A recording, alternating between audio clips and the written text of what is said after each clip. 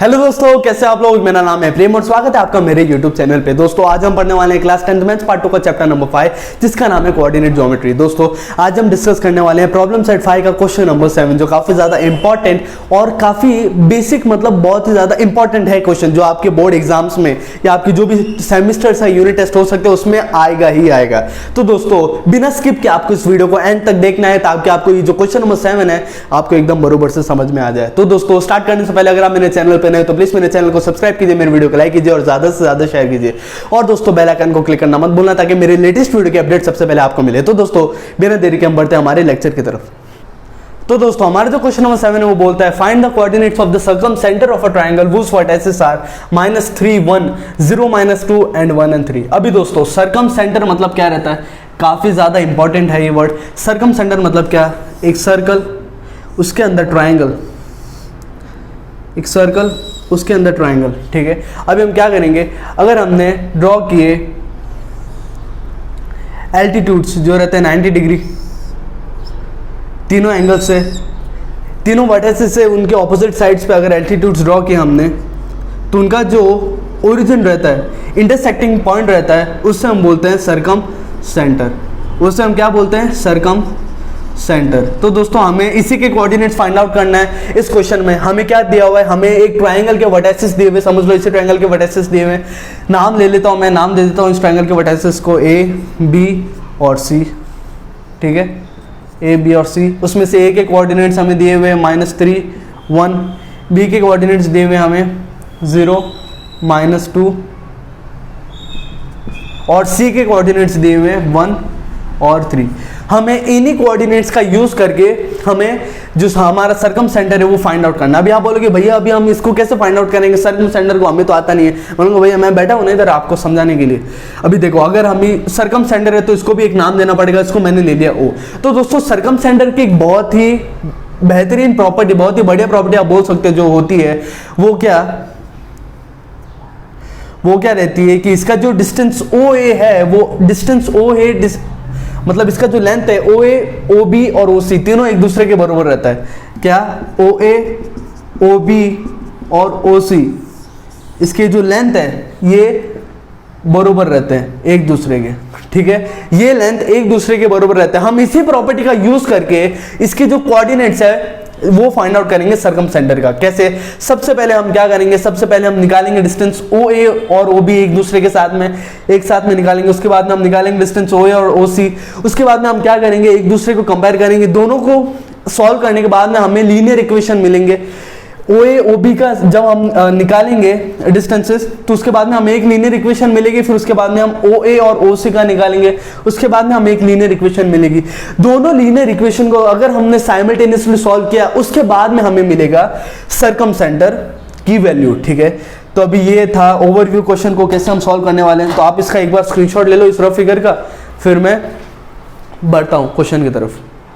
तो दोस्तों मैंने आपके लिए एक रफ फिगर है वो आपके लिए साइड में ड्रॉ कर लिया है। अभी हम क्या करेंगे, अभी हम निकालेंगे इसका सॉल्यूशन। अभी हम इस क्वेश्चन को सॉल्व करने वाले हैं। सबसे पहले हम क्या करेंगे, सबसे पहले अगर अभी देखो इधर तो मैंने ट्रायंगल को वर्टिसेस के नाम दे दिए पर हमें क्वेश्चन में नहीं दिया हुआ है। क्वेश्चन में नहीं दिया हुआ है तो हमने इससे पकड़ा है, मतलब इसमें लेट किया है। मतलब क्या, इन वर्टिसेस को हमें दिया हुआ नहीं था कि कौन से वर्टिसेस, तो हमने इसको ABC पकड़ा हुआ है। तो हमें मैथ्स में लिखना पड़ेगा। अभी दोस्तों मैथ्स एक ऐसा सब्जेक्ट है जिसमें आप कुछ भी करो उसको लिखना पड़ता है, लिख के बताना पड़ता है। अगर आप ऐड कर रहे हो तो लिखना पड़ता है लेट, मतलब ऐड 1 to 2, सब्ट्रैक्ट करते हो तो वो भी लिखना पड़ता है, मल्टीप्लाई करते हो तो वो भी लिखना पड़ता है, स्क्वायर करते हो तो वो भी लिखना पड़ता है। उसके दोस्तों मार्क्स मिलते हैं। ऐसा नहीं कि आपको बोर हो रहा है तो आप वो लिखोगे नहीं।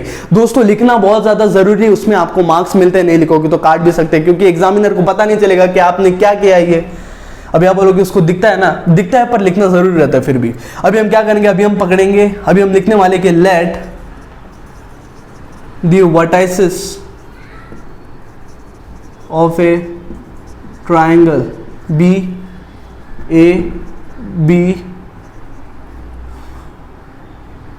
let the vertices of triangle BAB and C respectively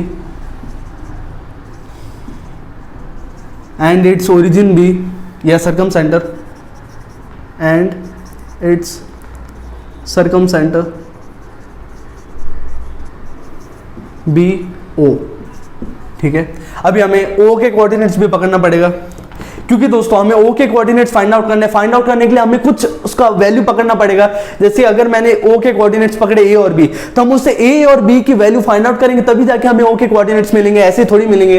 तो हम लोग बोलेंगे लेट, ये भी लिखना पड़ेगा, लेट दी कोऑर्डिनेट्स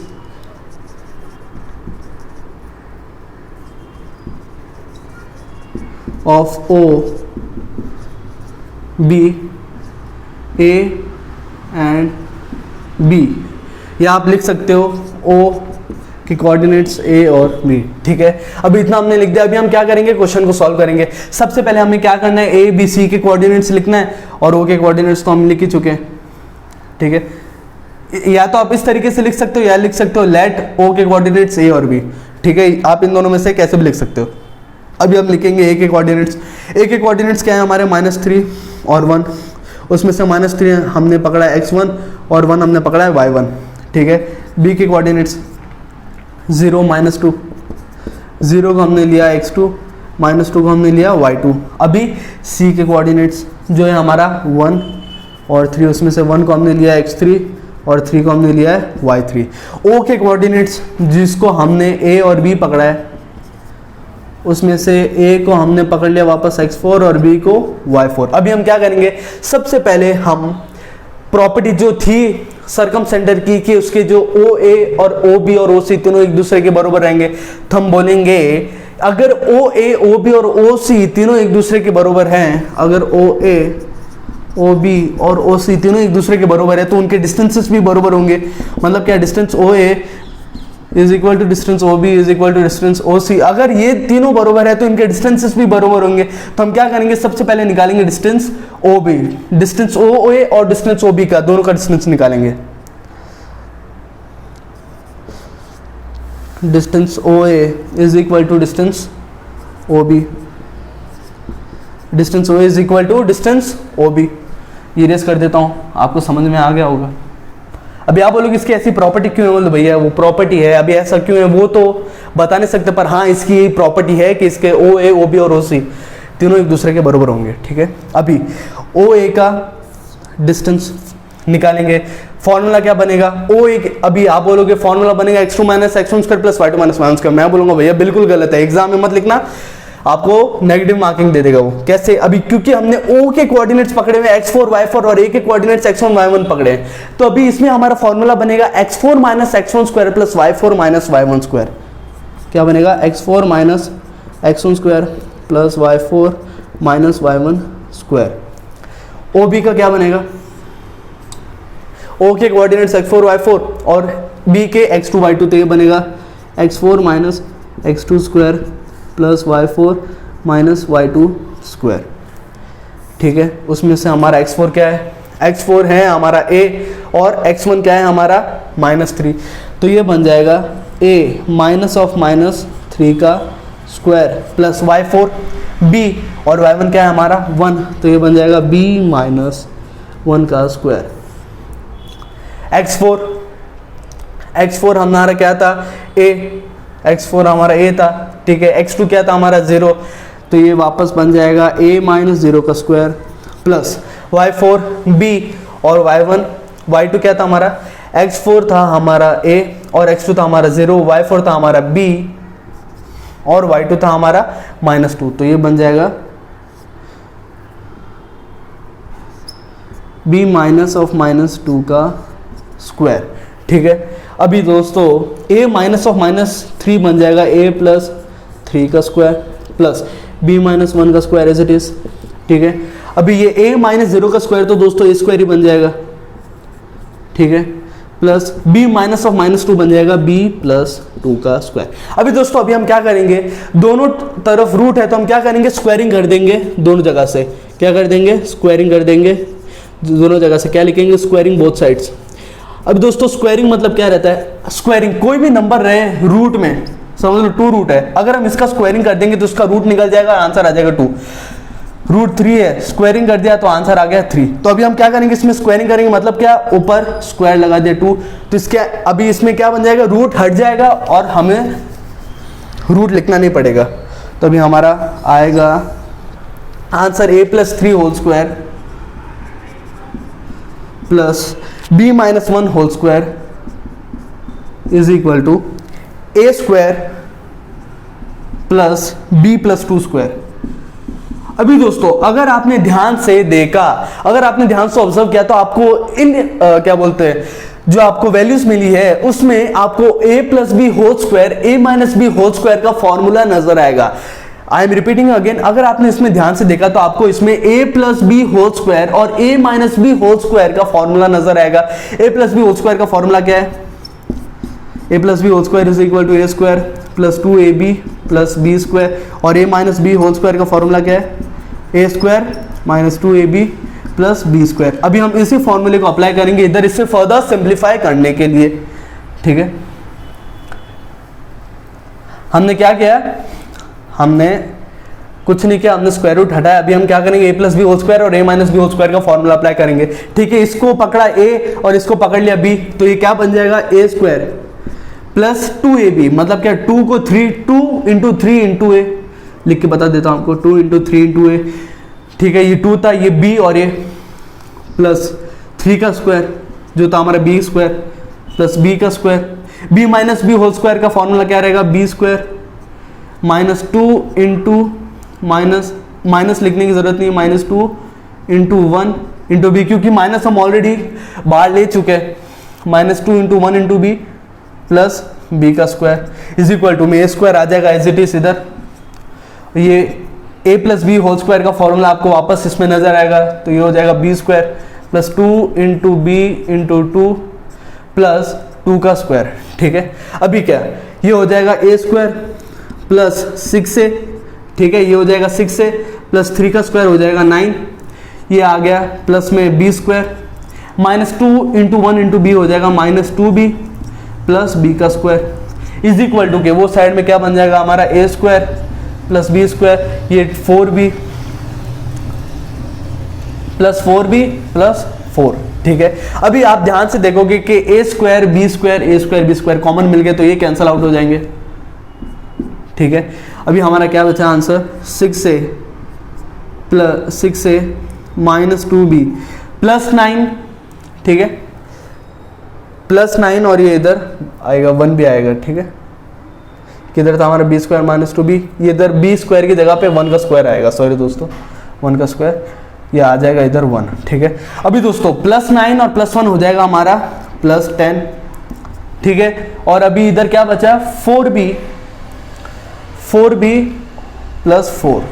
ठीक है, 4b प्लस 4। अभी हम क्या करेंगे? लाइक टर्म्स को एक दूसरे के पास में लेके जाएंगे और अनलाइक टर्म्स को एक दूसरे से दूर भेज देंगे, बोलेंगे भाई दूर चले जा। ठीक है, तो अभी 4b आ जाएगा माइनस 2b के पास में, तो ये बन जाएगा माइनस 4b। 10 चले जाएगा 4 के पास में, तो बन जाएगा माइनस 10।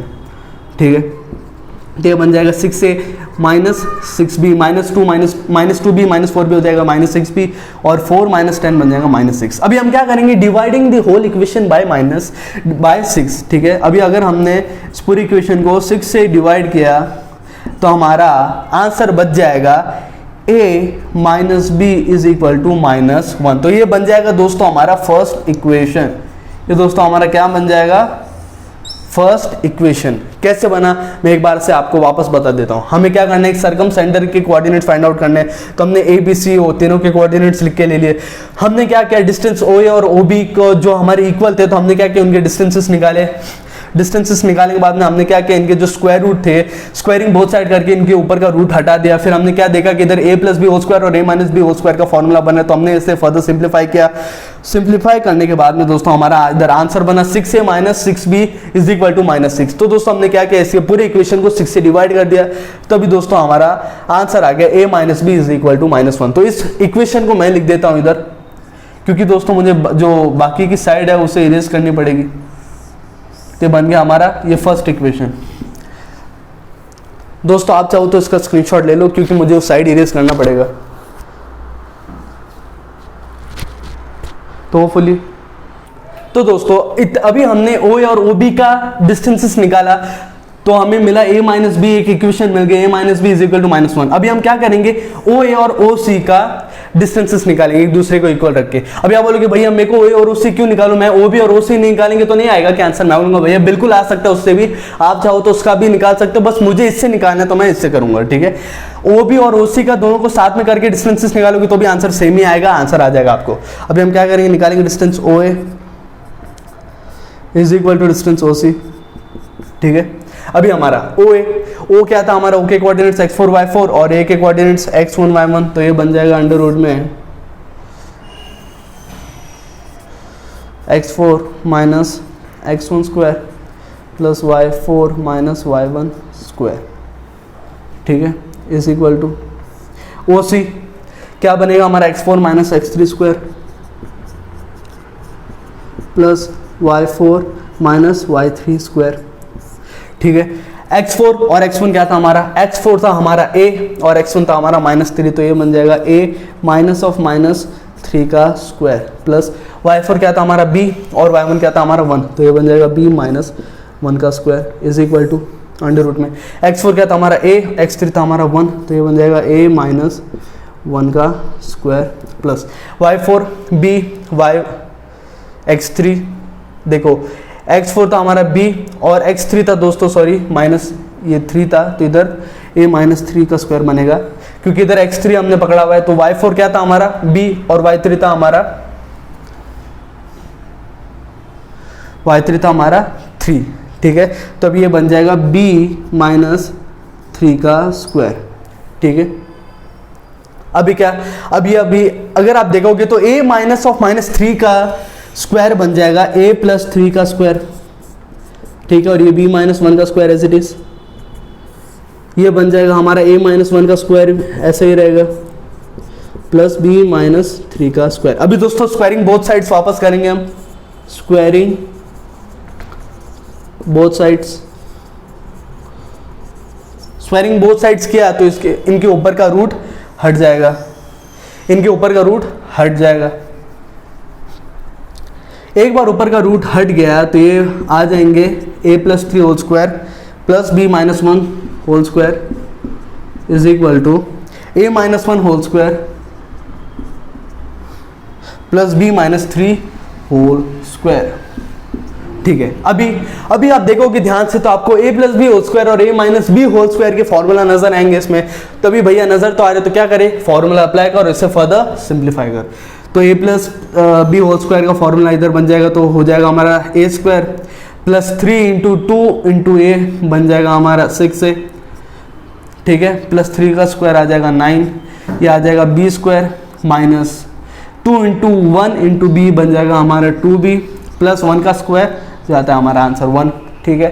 a का स्क्वायर माइनस 2 इंटू 1 इंटू ए कितना बन जाएगा -2a प्लस 1 का स्क्वायर, ठीक है। इधर बन जाएगा हमारा b का square minus 3 into 2 into B कितना बनेगा -6b प्लस 9।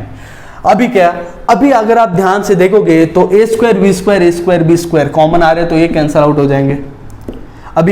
अभी बचेंगे क्या, 6a minus 2b is equal to 9 plus 1, 6a minus 2b plus 9 plus 1 कितना हो जाएगा 10 इज इक्वल टू में क्या -2a minus 6b -2a minus 6b is equal to 9 plus 1 कितना हो जाएगा, सॉरी इज इक्वल टू नहीं प्लस 10, 9 प्लस 1 कितना हो जाएगा 10, ठीक है। तो 10 लिख दिया हमने। अभी हम क्या करेंगे, लाइक टर्म्स को एक दूसरे के पास में और अनलाइक टर्म्स को एक दूसरे से दूर भेज देंगे, ठीक है।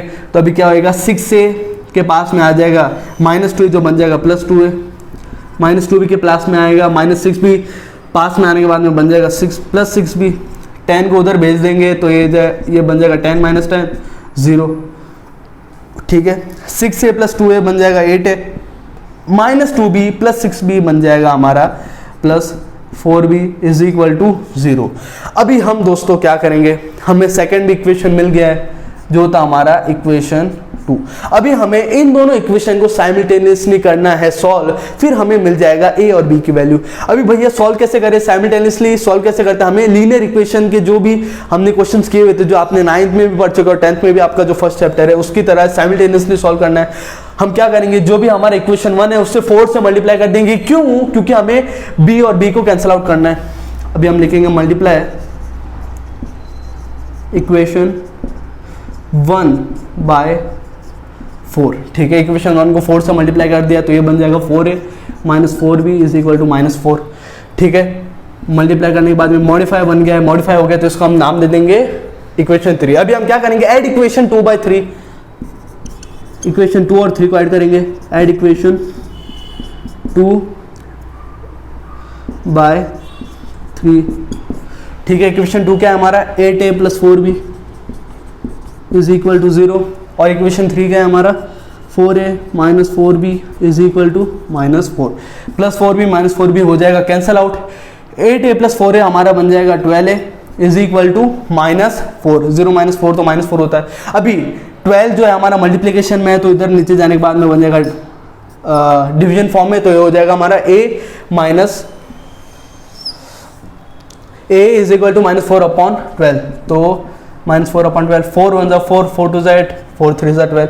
तो दोस्तों हमें a की वैल्यू मिल चुकी है जो है हमारा -1/3। अभी हम a की वैल्यू पुट करेंगे हमारा इक्वेशन नंबर 1 में, तो हमें क्या मिल जाएगी, b की वैल्यू। अभी हम क्या करेंगे, a की जो वैल्यू हमें b की इक्वेशन में पुट कर देंगे, हमारा ये वाला इक्वेशन 1 में उसमें पुट कर देंगे, a - b is equal to -1, a की जगह पे लिख देंगे हम -1/3 -1 इज इक्वल टू 1, ठीक है। अभी -1/3 चले जाएगा वो साइड में, -b इज इक्वल टू 1 + 1/3। अभी हम क्या करेंगे, एलसीएम निकालेंगे। एलसीएम निकालना मतलब क्या, डिनोमिनेटर को करना इक्वल, तो ये बन जाएगा -b is equal to 3।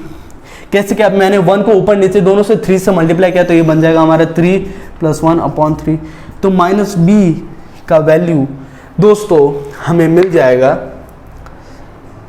-b की वैल्यू दोस्तों हमें मिल जाएगी, क्या थी हमारी, सॉरी दोस्तों ये इधर -1 आएगा, -1 आ जाएगा, -3 + 1 तो ये आ जाएगा हमारा -2/3, ठीक है। अभी दोस्तों दोनों जगह पे नेगेटिव साइन है तो दोनों साइंस कैंसिल आउट हो जाएंगे, तो दोस्तों हमारे b की वैल्यू, फाइनल वैल्यू मिल जाएगी 2/3। आपको दिख रहा नहीं होगा तो इधर लिख देता हूं, हमारी b की जो फाइनल वैल्यू है वो हमें मिल जाएगी 2/3, और a की वैल्यू हमें मिल चुकी है जो है हमारा -1/3। तो दोस्तों यही है कोऑर्डिनेट्स सर्कम सेंटर के।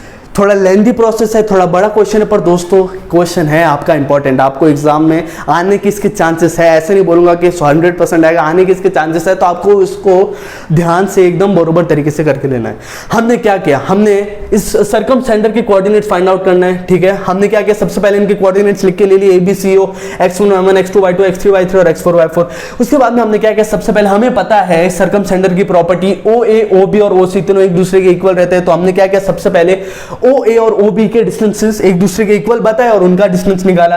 डिस्टेंस निकालने के बाद में हमें इक्वेशन फॉर्म हुई जो थी हमारी a - b is equal to -1। उसके बाद में हमने बोला कि डिस्टेंस OA और OC उन दोनों को एक दूसरे के इक्वल बता और फिर फॉर्मूला अप्लाई किया और उनके डिस्टेंस निकाले।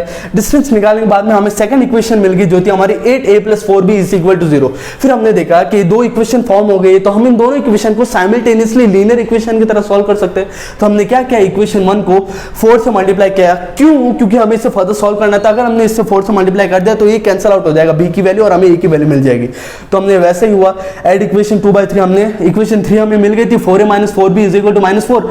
इक्वेशन 1 को 4 से मल्टीप्लाई करने के बाद में फिर हमने क्या किया, ऐड इक्वेशन 2/3, 2 को और 3 को एक दूसरे से ऐड किया, +4 - 4b कैंसिल हो गए, तो हमें क्या बचा, 12a इज इक्वल टू -4। फिर जो हमारा 12 मल्टीप्लिकेशन में था उधर डिनोमिनेटर में चल गया, बन गया डिवीजन फॉर्म में। तो दोस्तों हमें a की वैल्यू मिल गई -1/3। फिर हमने क्या किया, a की जो वैल्यू थी हमने इस इक्वेशन में पुट की। पुट करने के बाद में दोस्तों हमने सिंपल कैलकुलेशन किया, हमने इधर एलसीएम निकाला और हमें b की भी वैल्यू मिल गई जो थी हमारे 2/3। तो दोस्तों हमारे जो o के कोऑर्डिनेट्स हैं, थोड़ी बोर्ड में जगह कम है इसलिए ऐसा लिख रहा हूँ, o के जो कोऑर्डिनेट्स हैं वो है हमारा -1/3 एंड 2/3। आप इसका दोस्तों स्क्रीनशॉट ले लो एक बार। तो दोस्तों होपफुली आपको क्वेश्चन नंबर 7 प्रॉब्लम सेट 5 का समझ में आ गया होगा। आज के लिए सिर्फ इतना ही। जो हमारे रिमेनिंग क्वेश्चन है वो मैं आपको नेक्स्ट लेक्चर में करके बताऊंगा। मैंने जो आपका प्रैक्टिस सेट नंबर 5.1, 5.2 और जो प्रॉब्लम सेट 5 के रिमेनिंग क्वेश्चन है मैं अपने प्रीवियस लेक्चर्स में सब आपको करा चुका हूँ। आप चाहो तो उसका देख सकते हो उसे और अपना जो भी है बरोबर से पढ़ाई कर सकते हो। तो दोस्तों आज के लिए सिर्फ इतना ही। ध्यान से पढ़ाई करो, अपना ख्याल रखो और भारत माता की जय।